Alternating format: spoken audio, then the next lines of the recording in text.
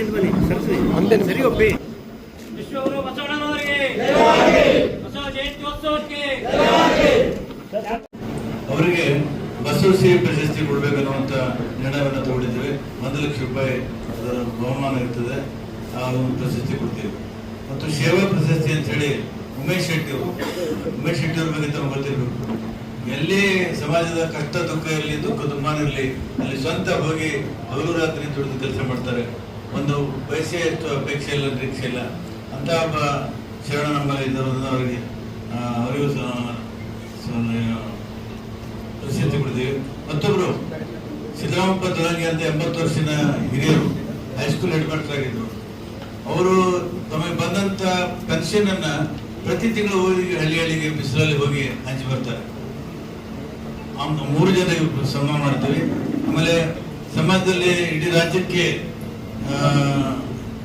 Topper ಆಗಿ ಬಂದಂತ ಸೃಷ್ಟಿ ಪಾಟೀಲ್ ರಾಜ್ಯಕ್ಕೆ ಪ್ರಥಮ ಅವರು ಬಂದಿದ್ದಾರೆ. ಮತ್ತು ಕುಮಾರ್ ಬಸವರಾಜ್ ಗಂಗಾಪುರ 12ನೇ ರ್ಯಾಂಕ್ ಬಂದಿದ್ದಾರೆ. ಇವರು ಕೂಡ ಸನ್ಮಾನ ಮಾಡಿದ್ದೇವೆ. ಇನ್ನು ಮುಂದಿನ ವರ್ಷ ಇದು ನಿರಂತರವಾಗಿ ಯಾರ್ಯಾರು ಈ ತರ ಸಮಾಜ ಸೇವೆ ಮಾಡಿ ಅಮ್ಮವರು ಉದ್ಘಾಟನೆ ಮಾಡ್ತಾರೆ. ಅದು ನಮ್ಮ ಶರಣಾರ್ಥಿಗಳು. ಈ ಪತ್ರಿಕಾಗೋಷ್ಠಿಗೆ ಈಗಾಗಲೇ ನಮ್ಮ ಜಯಂತಿ ಆಚರಣೆ ಅಧ್ಯಕ್ಷ ವಿದ್ಯಾರ್ಥಿ ಸಾಹೇಬರು ಎಲ್ಲರನ್ನು ಸ್ವಾಗತ ಮಾಡಿದ್ದಾರೆ. ಈ ಹೇಳಿದಾಗೆ ಈ ಒಂದು ಬಸವ ಜಯಂತಿ ಕಳೆದ ವರ್ಷದಂತೆ ಈ ಆಚರಣೆ ಮಾಡಬೇಕು ಅಂತಕ್ಕಂಥ ಒಂದು ಸದುದ್ದೇಶದಿಂದ ಎಲ್ಲ ಬಸವಪರ ಸಂಘಟನೆಗಳು, ಮೀಸಲ ಮಹಾಸಭಾ ಎಲ್ಲರೂ ಒಕ್ಕಟ್ಟಾಗಿ ಈ ಒಂದು ಬಸವ ಜಯಂತಿಯನ್ನು ಆಚರಣೆ ಮಾಡಲಾಗ್ತಾ ಇದೆ. ಮತ್ತು ಈ ಬಸವ ಜಯಂತಿಯ ಪ್ರಯುಕ್ತ ಈಗಾಗಲೇ ಅವರು ನಮ್ಮ ಅಧ್ಯಕ್ಷರು ಎಲ್ಲ ವಿವಿಧ ಕಾರ್ಯಕ್ರಮಗಳನ್ನು ಹೇಳಿದ್ದಾರೆ. ಪ್ರಮುಖವಾಗಿ ಈಗ ಒಂದ್ಸಾರಿ ಹೇಳಿದ್ದಾರೆ, ಬೆಳಗ್ಗೆ 16ರಿಂದ 18ರವರೆಗೆ ಅಲ್ಲಿ ಬೇರೆ ಬೇರೆ ಉಪನ್ಯಾಸ ಕಾರ್ಯಕ್ರಮ ಇರ್ತದೆ. ಆಮೇಲೆ 19 ತಾರೀಕು ಬೆಳಗ್ಗೆ 6:30 ಗಂಟೆಗೆ ಸಾಮೂಹಿಕ ಇಷ್ಟಲಿಂಗ ಪೂಜೆ. 6:30 ಗಂಟೆ 19 ತಾರೀಕು ಬೆಳಗ್ಗೆ 6:30 ಗಂಟೆಗೆ ಸಾಮೂಹಿಕ ಇಷ್ಟಲಿಂಗ ಪೂಜೆ ಇದೆ. ಅದು ಇಲ್ಲಿ ದಾಸೋಹದಲ್ಲಿ ಇದೆ, ಅನುಭವ ಮಂಟಪದಲ್ಲಿದೆ. ಮತ್ತು ಬೆಳಗ್ಗೆ 9:30ಗೆ ಕಾರ್ಯಾಲಯ ಇದೆ. 4 ಲಿಂಗ ದೀಕ್ಷೆ, ಸಾಮೂಹಿಕ ಇಷ್ಟಲಿಂಗ ಅಂದ್ರೆ ಲಿಂಗ ದೀಕ್ಷೆ ಪ್ಲಸ್ ಸಾಮೂಹಿಕ ಇಷ್ಟಲಿಂಗ ಪೂಜೆ. ಯುವಕರಿಗೆ ವಿಶೇಷವಾಗಿ ಎಲ್ಲರೂ ಯುವಕರು ಇಷ್ಟಲಿಂಗ ಪೂಜೆ ಮಾಡೋದನ್ನ ಅನುಸರಣೆ ಮಾಡಬೇಕು ಅಂತಕ್ಕಂಥ ಉದ್ದೇಶದಿಂದ. ಆಮೇಲೆ ಬಹಿರಂಗ ಸಮಾವೇಶಕ್ಕೆ ಎಲ್ಲಾ ತಾಲೂಕುಗಳಿಂದ ಇವತ್ತು ಬಸವಾಭಿಮಾನಿಗಳು ಬರ್ತಾ ಇದ್ದಾರೆ, ಸಿಟಿಯಿಂದ ಬರ್ತಾ ಇದ್ದಾರೆ. ಮತ್ತು ಅವತ್ತು ಈಶ್ವರ್ ಖಂಡ್ರೆ ಅವರಿಗೆ ವಿಶೇಷ ಸನ್ಮಾನ ಇದೆ. ಅವರು ನಮ್ಮ ರಾಷ್ಟ್ರೀಯ ಅಧ್ಯಕ್ಷರಾಗಿರೋದ್ರಿಂದ ಇವತ್ತು ಅವರ ಸನ್ಮಾನ ಕೂಡ ಅಲ್ಲಿದೆ. ಮತ್ತು 20 ತಾರೀಕು ಶತಸ್ಥಳ ಧ್ವಜಾರೋಹಣ, ವಿಶೇಷ ಉಪನ್ಯಾಸ, ವಚನ ಸಂಗೀತ ಇವೆಲ್ಲ 8 ಗಂಟೆಗಿದೆ. ಆಮೇಲೆ 5 ಗಂಟೆಗೆ ಸಾಂಸ್ಕೃತಿಕ ನಾಯಕ ವಿಶ್ವಗುರು ಬಸವಣ್ಣನವರು ಮತ್ತು ಕಾಯಕ ಶರಣರ ಭಾವಚಿತ್ರಗಳ ಭವ್ಯ ಸಾಂಸ್ಕೃತಿಕ ಮೆರವಣಿಗೆ ಇದೆ. ಇದು ನೆಹರುಗಂಜಿಂದ ನಮ್ಮ ಬಸವೇಶ್ವರ ಪುತ್ಥಳಿವರೆಗೆ ಈ ಒಂದು ಕಾರ್ಯಕ್ರಮ ಇದೆ. ಈ ಕಾರ್ಯಕ್ರಮಕ್ಕೆ ಮಾಧ್ಯಮದ ಮಿತ್ರರ ಮುಖಾಂತರ ಒಂದು ಸಂದೇಶವನ್ನ ಈ ಜಿಲ್ಲೆ ಜನರಿಗೆ ಕೊಡ್ಲಿಕ್ಕೆ ಪ್ರಯತ್ನ ಮಾಡ್ತಾ ಇದೀವಿ. ಅಂದ್ರೆ ಎಲ್ಲಾ ಜನರು ಬಹಳ ದೊಡ್ಡ ಪ್ರಮಾಣದಲ್ಲಿ ಈ ಒಂದು ಇರ್ತಕ್ಕಂಥ ಕಾರ್ಯಕ್ರಮ 19 ಇರ್ತಕ್ಕಂಥ ಜಿಲ್ಲೆಯ ಬಸವಾಭಿಮಾನಿಗಳು ಈ ಒಂದು ಕಾರ್ಯಕ್ರಮಕ್ಕೂ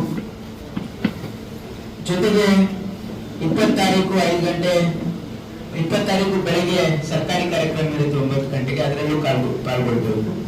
ಮತ್ತು ಸಾಯಂಕಾಲ 5 ಗಂಟೆಗೆ ಇವತ್ತು ನಗರ ಅಂದ್ರೆ ವಿಶೇಷವಾಗಿ ನಗರದಲ್ಲಿ ಇರ್ತಕ್ಕಂಥ ಎಲ್ಲ ಜನ ಹೆಚ್ಚಿನ ಸಂಖ್ಯೆಯಲ್ಲಿ ಮೆರವಣಿಗೆಯಲ್ಲಿ ಕೂಡ ಭಾಗವಹಿಸಬೇಕು ಅಂತಕ್ಕಂಥದ್ದು ಉದ್ದೇಶ.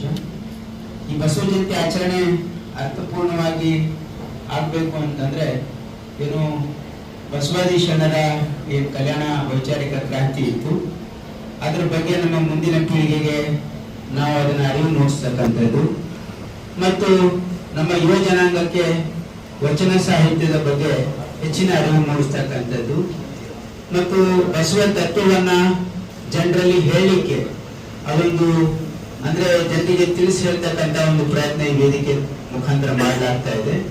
ಹಾಗಾಗಿ ಇವತ್ತು ಹೆಚ್ಚಿನ ಸಂಖ್ಯೆಯಲ್ಲಿ ಈ ಒಂದು ಕಾರ್ಯಕ್ರಮಕ್ಕೆ ಬಂದು ಈ ಕಾರ್ಯಕ್ರಮ ಯಶಸ್ವಿಗೊಳಿಸಬೇಕು ಮತ್ತು ಈ ಸಂದರ್ಭದಲ್ಲಿ ಅನೇಕ ಬೇರೆ ಬೇರೆ ವಚನ ಪುಸ್ತಕಗಳನ್ನು ಕೂಡ ಪ್ರಿಂಟ್ ಮಾಡಿಸಲಾಗಿದೆ.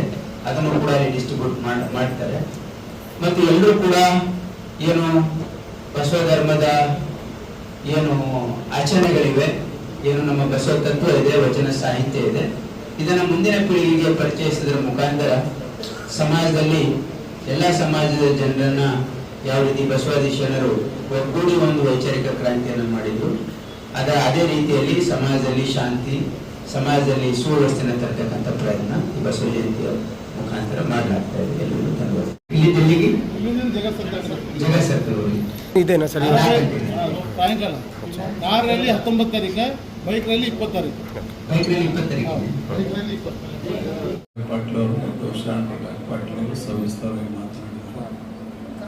ಹೋದ ವರ್ಷದಿಂದ ಎಲ್ಲರೂ ಸೇರಿ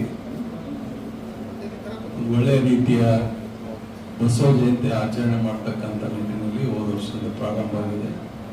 ಹೋದ ವರ್ಷ ಬಹಳ ಯಶಸ್ವಿಯಾಗಿ ಎಲ್ಲರೂ ಒಗ್ಗೂಡಿ ಮನಸ್ಸಿನಿಂದ ಜಯಂತಿಯನ್ನು ಆಚರಣೆ ಮಾಡಲಾಗಿದೆ ಮತ್ತು ಈ ವರ್ಷ ಕೂಡ ಹೋದ ವರ್ಷ ರೀತಿಯಲ್ಲಿ BR ಪಾಟೀಲ್ ಅವರ ಅಧ್ಯಕ್ಷತೆ ಮತ್ತು ಬಸವ BG ಪಾಟೀಲ್ ಅವರ ಕಾರ್ಯಾಧ್ಯಕ್ಷತೆಯಲ್ಲಿ ನಾವೆಲ್ಲರೂ ಸೇರಿ ಈ ವರ್ಷ ಕೂಡ ಬಸವಣ್ಣನ ಜಯಂತಿಯನ್ನು ಬಹಳ ಅದ್ದೂರಿಯಾಗಿ ಬಸವಣ್ಣವರ ವಚನಗಳು ಮೂಲೆ ಮತ್ತು ವಿಶೇಷವಾಗಿ ಯುವಕರಿಗೆ ಅಂತಕ್ಕಂಥ ರೀತಿಯಲ್ಲಿ ಆಚರಣೆ ಮಾಡ್ತಕ್ಕಂಥ ವಿಶಿಷ್ಟವಾದಂಥ ರೀತಿಯಲ್ಲಿ ಆಚರಣೆ ಮಾಡ್ತಕ್ಕಂಥದ್ದು ಕೂಡ ಅಂದ್ಕೊಂಡು ಈಗಾಗಲೇ ಶರಣ್ ಪ್ರಕಾಶ್ ಪಾಟೀಲ್ ಅವರು ಸುಮಾರು 5 ದಿನದ ಕಾರ್ಯಕ್ರಮವನ್ನು ಕೂಡ ನಮಗೆ ತಿಳಿಸಿದ್ದಾರೆ.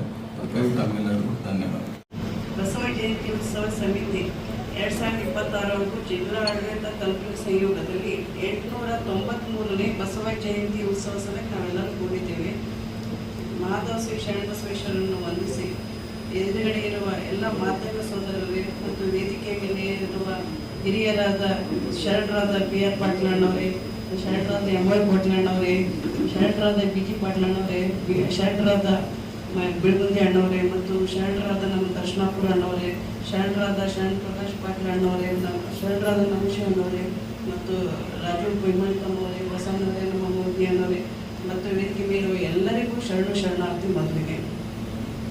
ಬಸವ ಜಯಂತಿ ಇವತ್ತು ಎಲ್ಲರೂ ನೀವು ಕೂಡಿದ್ದು ನೋಡಿದ್ರೆ ಅವತ್ತು ಜಗಜ್ಯೋತಿ ಬಸವಣ್ಣನವರು ಅವತ್ತೇನು ಸಂವಿಧಾನ ಮಾನವ ಸಂವಿಧಾನ ಏನು ರೂಪಿಸಿ ಒಂದು ಪಾರ್ಲಿಮೆಂಟ್ ಮಾಡಿದ್ರಲ್ಲ, ಇವತ್ತು ಎಲ್ಲರೂ ಪಾರ್ಲಿಮೆಂಟ್ದಲ್ಲಿ ನೀವು ಕೂತು ಒಳ್ಳೆ ಕೆಲಸ ಮಾಡ್ತಾ ಇದ್ದೀರ ಅಂತ ಅನಿಸ್ತಾ ಇದೆ ಇವತ್ತು. ನೀವೆಲ್ಲರೂ ಒಗ್ಗಟ್ಟು ಕೂಡಿ ನೀವು ಸಮಾಜ ಕಲ್ಯಾಣಕ್ಕಾಗಿ, ದೇಶ ಕಲ್ಯಾಣಕ್ಕಾಗಿ ನೀವೇನು ಒಗ್ಗಟ್ಟು ಕೂಡಿ ಏನು ಕಾರ್ಯಗಳು ಮಾಡಿದ್ದೀರಿ, ವಿದ್ಯಾರ್ಥಿ ಪ್ರೋತ್ಸಾಹಿಸ್ತಿದ್ದೀರಿ, ಲಿಂಗ ಭೇದ, ಜಾತಿ ಭೇದ, ವರ್ಗ ಭೇದವನ್ನು ಅವತ್ತೇನು ಓಡಿಸಿದ್ರು ಅದಕ್ಕೆಲ್ಲ ಪ್ರೋತ್ಸಾಹಿಸಿ ಇವತ್ತು ಏನು ಕಾರ್ಯರೂಪ ತರ್ತಾ ಇದ್ದೀರಿ. ನೀವೆಲ್ಲ ಹಿರಿಯರು ಕೂಡಿ ದೇಶ ಕಲ್ಯಾಣ ಮಾಡೋಕೆ, ನಮ್ಮ ಕಲ್ಯಾಣ ಕರ್ನಾಟಕ ಉದ್ಧಾರ ಮಾಡ್ತೀರ ಅಂತ ನನಗೆ ಇವತ್ತು ಕಾಣಿಸ್ತಾ ಇದೆ. ನೀವೆಲ್ಲರೂ ಕೂಡಿ ಹೀಗೆ ಮುಂದುವರ್ಸ್ಕೊಂಡು ಹೋಗ್ತೀರಿ, ಇದೇ ರೀತಿ ಬೆಳೆಸ್ಕೊಂಡು ಹೋಗ್ತೀರ ಅನ್ನೋ ಭಾವನೆ ಮತ್ತು ಆಶಾಕಿರಣ ನನ್ನಲ್ಲಿ ಕಾಣಿಸ್ತದೆ. ಈ ದೇಶ ಇವರೆಲ್ಲರ ಕೈಯಾಗದ ಮತ್ತು ಇನ್ನೂ ಬೆಳೆಸ್ತಾರ ಅನ್ನೋ ಭಾವನೆಯಿಂದ ಇನ್ನೂ ಎತ್ತರಕ್ಕೆ ಬೆಳೀಲಿ, ಬಸವ ತತ್ವಗಳ ಕಾರ್ಯರೂಪಕ್ಕೆ ಬರಲಿ. ಇಂದಿನ ಆಧುನಿಕ ಜಗತ್ತಿಗೆ ಶಾಂತಿ ಬಹಳ ಪ್ರಾಮುಖ್ಯತೆ ಇದೆ. ವಚನ ಸಾಹಿತ್ಯದಿಂದ ಇವತ್ತು ಶಾಂತಿ ಸ್ಥಾಪನೆ ಆದರೆ ನಮ್ಮ ದೇಶ ಬಹಳ ಅಭಿವೃದ್ಧಿವಾಗ್ತದೆ. ಅದಕ್ಕೆ ಇವರೆಲ್ಲರೂ ಒಗ್ಗಟ್ಟು ಕೂಡಿ ಇವತ್ತು ಏನು ಕಾರ್ಯ ಮಾಡಿದ್ದಾರೆ, ಬಹಳ ಒಳ್ಳೆ ಕಾರ್ಯ ಮಾಡ್ತಿದ್ದಾರೆ. ನಮ್ಗೆಲ್ಲರಿಗೂ ಪ್ರೋತ್ಸಾಹಿಸ್ತಾರೆ, ಮಹಿಳೆಯರಿಗೆ ಪ್ರೋತ್ಸಾಹಿಸ್ತಾ ಇದ್ದಾರೆ, ವಿದ್ಯಾರ್ಥಿಗೆ ಪ್ರೋತ್ಸಾಹಿಸಿದ್ದಾರೆ, ಸಮಾಜ ಸೇವೆ ಮಾಡೋರು ಸಮಾಜ ಕಲ್ಯಾಣಕ್ಕಾಗಿ ಪ್ರೋತ್ಸಾಹಿಸಿದ್ದಾರೆ, ಒಳ್ಳೆ ಕಾರ್ಯ ಮಾಡಿದ್ದಾರೆ. ಹೀಗೆ ಮುಂದುವರ್ಸ್ಕೊಂಡು ಹೋಗಿ ಇನ್ನೂ ಎತ್ತರಕ್ಕೆ ಬೆಳೀಲಿ ಅಂತ ಹೇಳಿ ನಾನು 2 ಮಾತು ಮುಂದುವರಿಸ್ತೇನೆ. ನಮ್ಮ ಗಮನಕ್ಕೆ ಬಂದೆ, ಯಾಕಂದ್ರೆ ಈ ಸಮಿತಿಯಿಂದ ಯಾರು ಕೂಡ ಚಂದಾಪಟ್ಟಿ ತೆಗೆದುಕೊಳ್ತಲ್ಲ, ಯಾರು ಚಂದಾಪಟ್ಟಿ ಕೊಡಬಾರ್ದು ಅಂತ ಹೇಳಿ ನಮ್ಮ ಮನವಿ ಇದೆ ನಿಮ್ಮ ಮುಖಾಂತರ.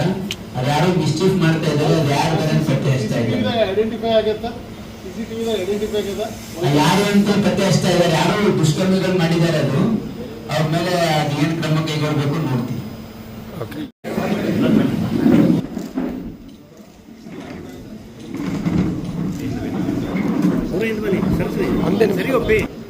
ವಿಶ್ವಗುರು ಬಸವಣ್ಣನವರಿಗೆ ಬಸವ ಜಯಂತ್ಯೋತ್ಸವಕ್ಕೆ